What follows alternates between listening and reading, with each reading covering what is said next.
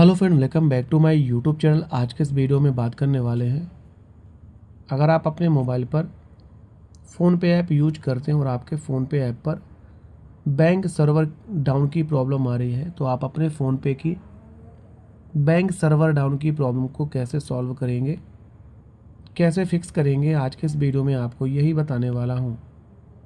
बस आपसे रिक्वेस्ट है, इस वीडियो को पूरा देखें, तभी आप अपने फ़ोनपे ऐप की बैंक सर्वर डाउन की प्रॉब्लम को सॉल्व कर पाएंगे, फिक्स कर पाएंगे।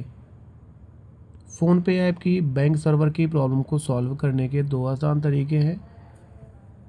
पहला तरीका है, मोबाइल के प्ले स्टोर पर जाएंगे, सर्च बार में जाएंगे और टाइप करेंगे फ़ोनपे और सर्च करेंगे। ये रहा फ़ोनपे ऐप का ऑफिशियल ऐप।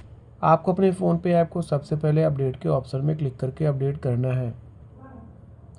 अपडेट कंप्लीट होने के बाद अगर आपके बैंक सर्वर की प्रॉब्लम सॉल्व हो जाती है, अच्छी बात है। अगर नहीं होती है तो कुछ टाइम का वेट करना है। इसके बाद आपके जिस भी बैंक में अकाउंट है, उस बैंक का सर्वर ठीक होने के बाद आपके बैंक सर्वर की प्रॉब्लम सॉल्व हो जाएगी, फिक्स हो जाएगी।